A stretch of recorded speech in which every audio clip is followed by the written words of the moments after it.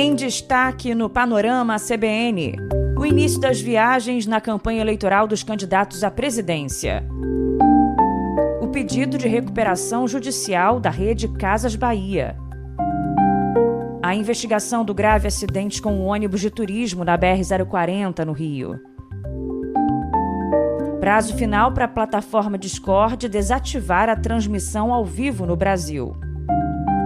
Situação crítica na Indonésia e na Colômbia após terremotos. Hoje é segunda-feira, 17 de agosto de 2026. Oi, tudo bem? Eu sou Bianca Santos e esse é o Panorama CBN da manhã. Eu te conto em menos de meia hora o que de mais importante acontece no Brasil e no mundo. Vamos juntos? Vambora! A gente começa falando de eleições, agora a todo vapor, né? Os candidatos à presidência começam hoje as viagens de campanha pelo país. O presidente Lula vai ao Amapá para visitar o navio sonda da Petrobras, que opera na região da Foz do Amazonas. Candidato à reeleição, ele vai estar acompanhado do presidente do Senado, Davi Alcolumbre, com quem se reconciliou recentemente. Daqui a pouco eu falo mais sobre isso, inclusive. Bom, a visita à região da margem equatorial também coloca o petróleo no centro da agenda presidencial, em uma semana em que o governo deve reforçar o discurso da soberania nacional e exploração dos recursos naturais. Agora, o candidato do PL, Flávio Bolsonaro, vai visitar Juiz de Fora, em Minas Gerais, onde Jair Bolsonaro sofreu o atentado em 2018. Ele também vai estar em Belo Horizonte. Os candidatos Renan Santos, do Missão, Romeu Zema, do Novo, e Ronaldo Caiado, do PSD, participam em São Paulo de uma conferência promovida pelo Banco Santander. Ontem, o primeiro dia oficial de campanha foi marcado pelo retorno às origens e por discursos sobre segurança pública e soberania. 3 dos 5 principais postulantes ao Palácio do Planalto estrearam em eventos públicos usando até coletes à prova de balas. As exceções foram Lula e Romeu Zema. O presidente Lula abriu a campanha no estádio 1º de Maio, em São Bernardo do Campo, resgatando origens do movimento sindical do ABC paulista. No pronunciamento, ele defendeu a autonomia nacional na exploração de minerais críticos e terras raras e reiterou a promessa de criar o Ministério da Segurança Pública caso o Congresso aprove a PEC do setor. Se for aprovada a PEC da Segurança Pública, que o Alcolumbre mandou para a comissão ontem, se for aprovada a PEC da Segurança Pública, eu vou criar o Ministério da Segurança Pública para dividir responsabilidade com estados e municípios, para a gente libertar o povo das vilas mais pobres, e que tem quadrilha que manda na vila, tem quadrilha que aporrinha a vida do povo, e nós vamos libertar o povo, prendendo todo mundo que acha que é dono de uma favela ou de um bairro pobre. Por isso eu quero criar o Ministério de Segurança Pública, mas primeiro eu tenho que mudar a Constituição. O senador Flávio Bolsonaro lançou a campanha na praia de Copacabana, no Rio, palco de manifestações da direita nos últimos anos. Em cima de um trio elétrico, ele fez referências ao pai, o presidente, ou melhor, o ex-presidente Jair Bolsonaro, defendeu o enquadramento de facções criminosas nacionais como organizações terroristas e criticou a política externa e econômica do atual governo. O Brasil vai vencer porque eu sou o único candidato que tem credibilidade e tem capacidade de resgatar a credibilidade do Brasil perante o mundo, porque eu sou o único que pode sentar com os Estados Unidos, com a China, com Israel, com o Oriente Médio, com a Índia e com a Argentina e fazer os melhores e maiores acordos comerciais pelo bem da nossa nação. O candidato do PSD, Ronaldo Caiado, fez uma carreata por 6 municípios no entorno do Distrito Federal. Caiado colocou a gestão em segurança pública no governo de Goiás como principal vitrine eleitoral. Defendeu penas mais duras para agressores de mulheres e propôs idade mínima de 60 anos para novas indicações ao Supremo Tribunal Federal. Ele também rebateu críticas da campanha de Flávio Bolsonaro de que o PSD seria uma linha auxiliar à do governo Lula. Isso mostra, gente, fica claro, que essa outra versão dada é um momento de desespero, porque realmente eles estão desesperados. Não conseguem, todo dia é um problema, todo dia é uma explicação, tá certo? É uma surpresinha todo dia. Romeu Zema abriu a campanha do Partido Novo na cidade de Montes Claros, no norte de Minas Gerais, onde participou de uma missa e de caminhada com apoiadores. Ele prometeu endurecer as leis penais com a construção de superpresídios para chefes de facções e fez críticas diretas a ministros do STF e também a gastos do Executivo. O candidato do Novo criticou também a política externa do governo Lula e culpou a gestão petista pelo tarifaço americano. Esse governo se aliou a países que não têm nada de ocidental, de democrático, de civilizado, notoriamente anti-americanos. E depois vem reclamar que está recebendo sanção dos Estados Unidos tarifados. Provocou e teve a reação devida. Já o candidato do Partido Missão, Renan Santos, promoveu um ato em frente à Faculdade de Direito da USP, no Largo São Francisco. Ele não concluiu o curso ali, mas achou que seria um local marcante. O presidenciável adotou um tom inflamado de confronto ao crime organizado, atacou os líderes das pesquisas eleitorais e encerrou a manifestação tocando violão e gaita no palco. Renan Santos voltou a criticar os programas sociais do governo Lula. Nós vamos precisar explicar para as pessoas que a forma como o Estado foi construído está errada, que ficou caro demais e a gente não ficou mais rico. O Estado brasileiro é caro e nós ficamos pobres. Que todo mundo vai ter que trabalhar para gerar receita. Todo mundo. Não vai dar para viver num país apenas do assistencialismo puro e simples. Uma massa de brasileiros vivendo às custas de outros brasileiros. Não seremos cruéis com as famílias que não têm nem meios de arrumar um emprego porque nem existe atividade econômica. Eu visitei os lugares mais pobres do Brasil e eu vi isso. Bom, vamos lá, seguindo aqui com campanha, falar agora sobre essa reaproximação de Lula com Davi Alcolumbre e companhia. Tem uma reportagem do Globo chamando a atenção para esse movimento político importante para se observar na campanha. Depois de embates públicos, Lula tem conseguido se reaproximar dos principais nomes do poder legislativo. Nas 2 últimas semanas, a gente até contou aqui, ele teve reuniões com o presidente do Senado, Davi Alcolumbre, recebeu o apoio explícito na eleição do presidente da Câmara, Hugo Mota, e viu o presidente do PP, senador Ciro Nogueira, e o ex-presidente da Câmara, Arthur Lira, agirem para o PP não indicar o vice de Flávio Bolsonaro. A Federação União PP e os Republicanos adotaram neutralidade nas eleições e fizeram isso até em estados-chave que Flávio contava com o apoio deles, como Rio de Janeiro e Minas Gerais. Há uma avaliação desses caciques partidários de que Lula, que lidera as pesquisas, tem mais chances de vencer a eleição e também acordos para esses atores políticos se tornarem, ou melhor, se manterem no comando do Congresso em 2027. Agora nós vamos para Minas Gerais, ainda sobre eleições, porque o primeiro debate entre os candidatos ao governo de Minas aconteceu ontem e foi marcado pela discussão sobre a crise fiscal do Estado e o equilíbrio das contas públicas.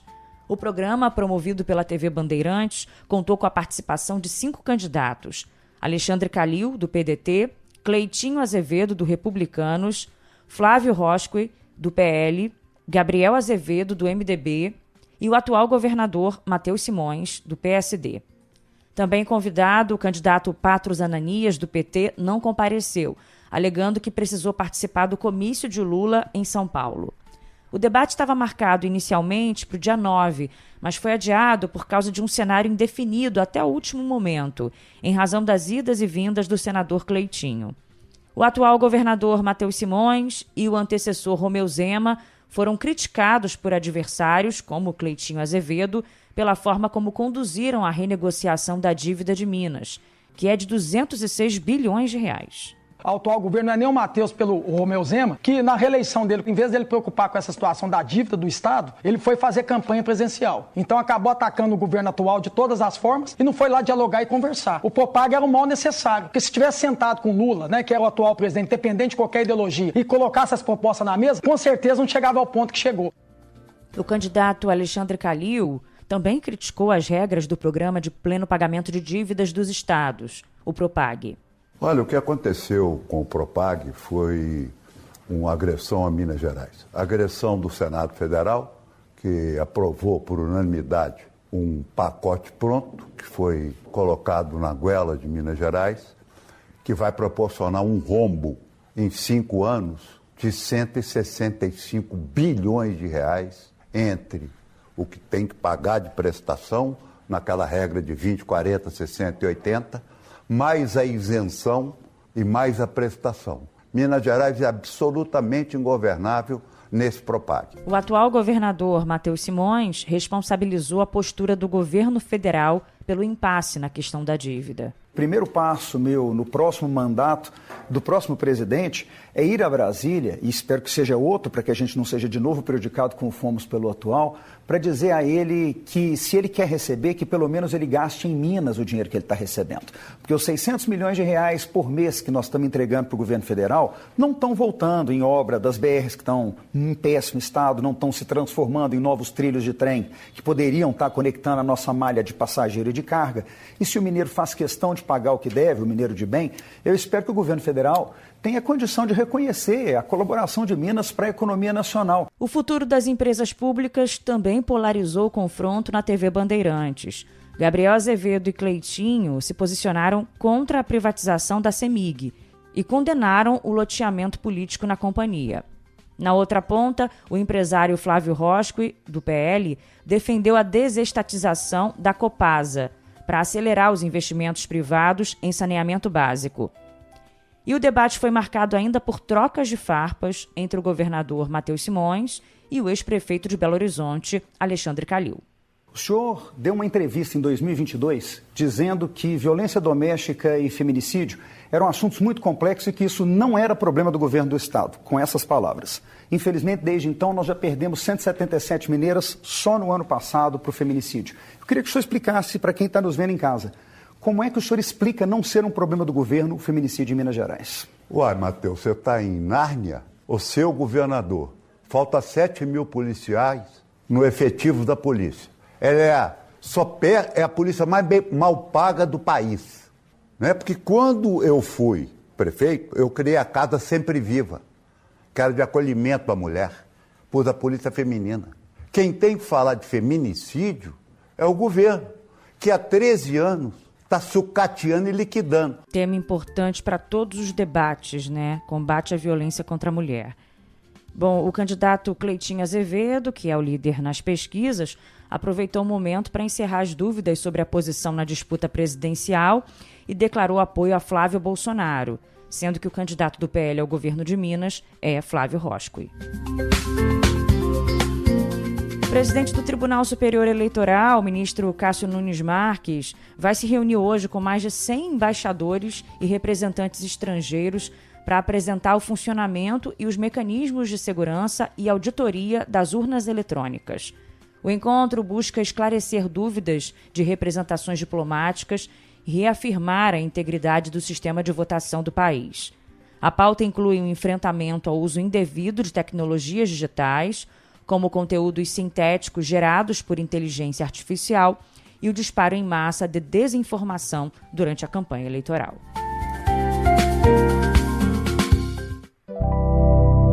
Vamos mudar de assunto agora e falar sobre o pedido de recuperação judicial da Rede Casas Bahia. Foi na segunda vara de falências de São Paulo, no final da noite deste domingo, que eles deram entrada. Segundo o jornal Valor Econômico, o grupo declarou dívidas de 17 bilhões e 300 milhões de reais. Na petição, a varejista solicitou medidas liminares para impedir o vencimento antecipado de contratos financeiros e evitar o bloqueio e a retenção de mercadorias por empresas transportadoras.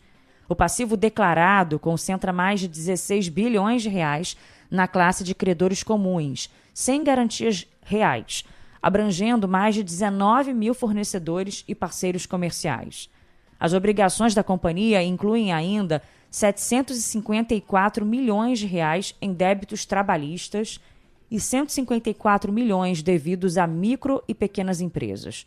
O pedido de recuperação decorre de uma forte deterioração operacional já refletida no balanço do segundo trimestre, que registrou um prejuízo líquido de 10 bilhões e 100 milhões de reais.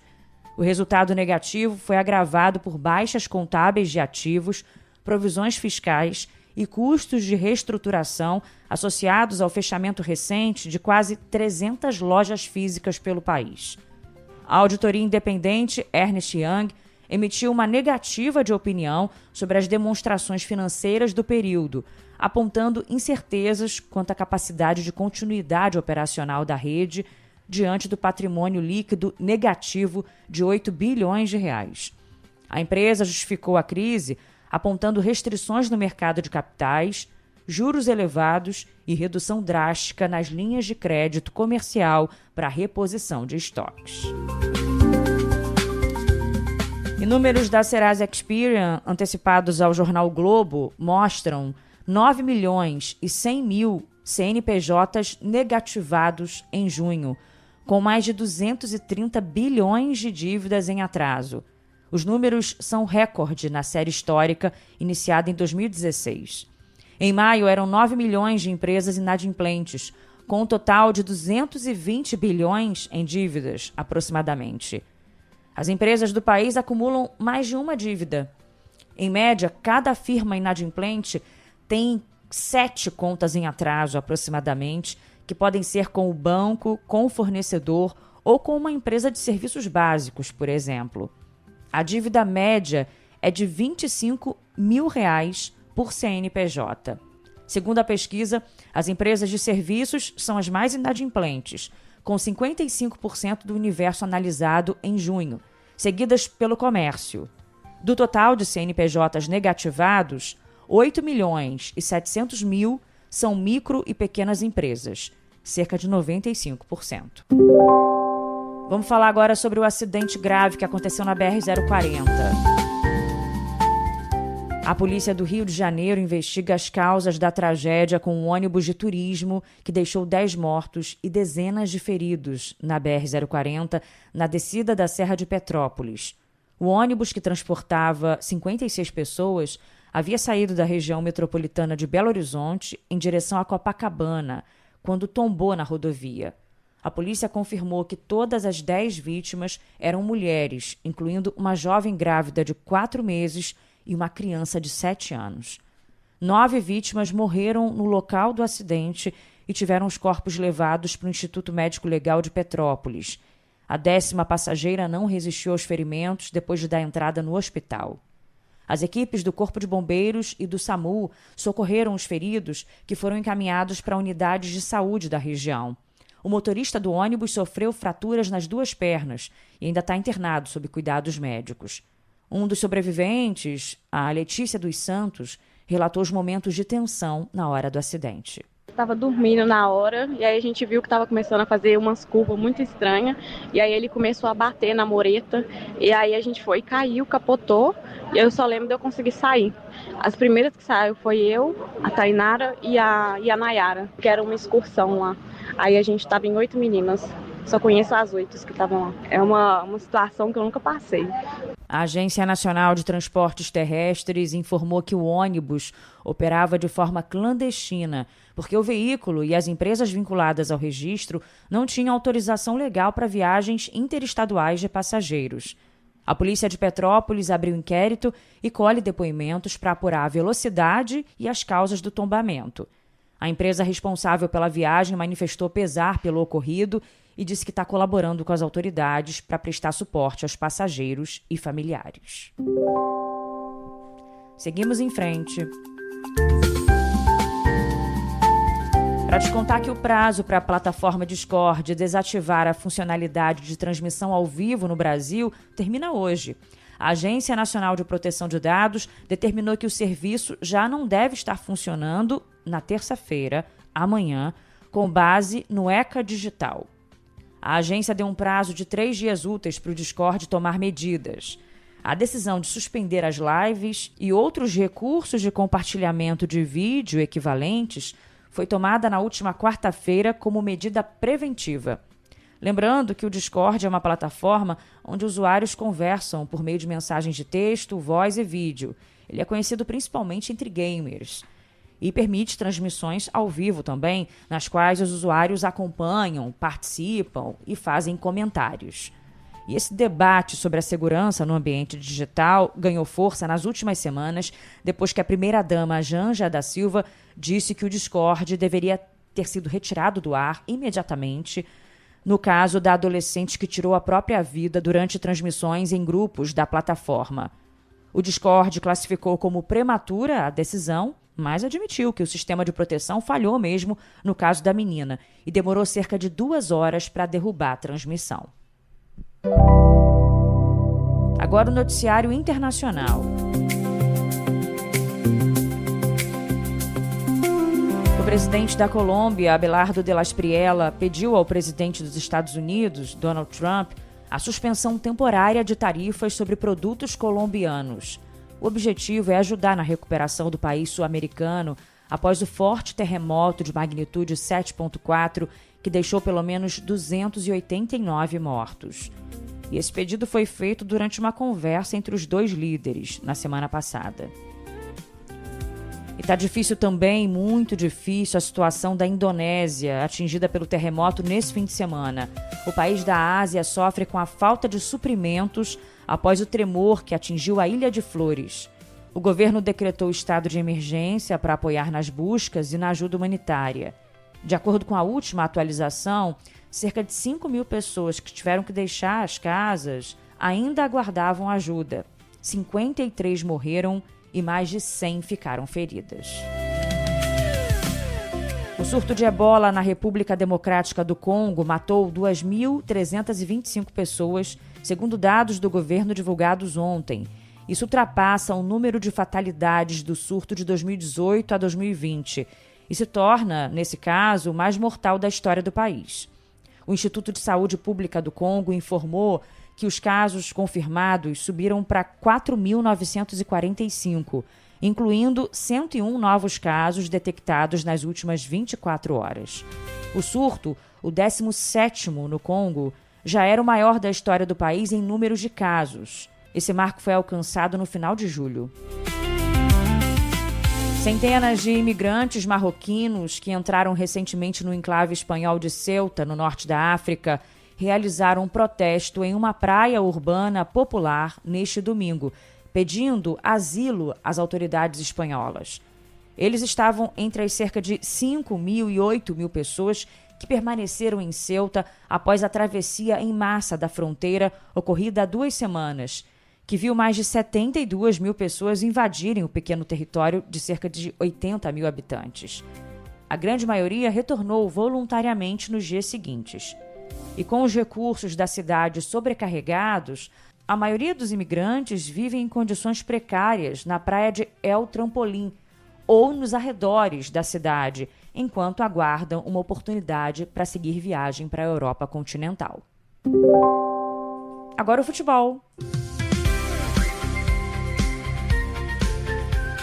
O Flamengo goleou o Mirassol por 5-1 e encostou no Palmeiras na liderança do Campeonato Brasileiro.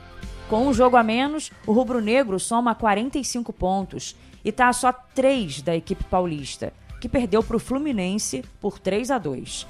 O Cruzeiro venceu o Corinthians por 2-1 e está na 5ª posição. O Santos fez 3-0 no Vasco, em São Januário, e empurrou o time carioca para o penúltimo lugar na tabela. Nos outros jogos de domingo, o Vitória venceu o Botafogo por 1-0, o Atlético Mineiro derrotou o Grêmio por 3-0 e Chapecoense e Bahia empataram em 3-3. No tênis, o brasileiro João Fonseca estreou com vitória no Master 1000 de Cincinnati ao bater o holandês Botic van de Zandschulp por 2-0. Cabeça de chave número 23, o carioca avançou à 3ª rodada do torneio e vai enfrentar amanhã o australiano Christopher O'Connell.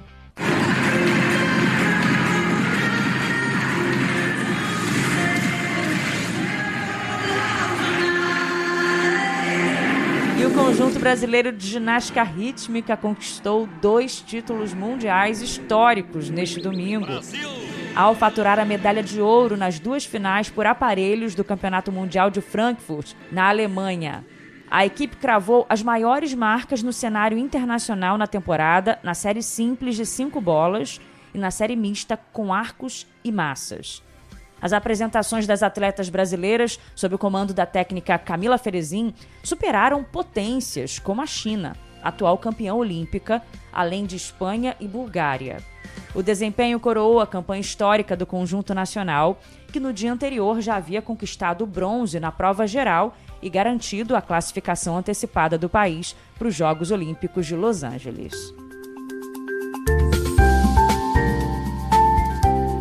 E ponto final no Panorama CBN da manhã de hoje. Mas a semana tá só começando e a gente espera muito a sua companhia, tá? Eu, nosso DJ Laerte Afonso e o editor Edmilson Fernandes. E não se esqueça também do Panorama CBN da noite com Leandro Gouveia.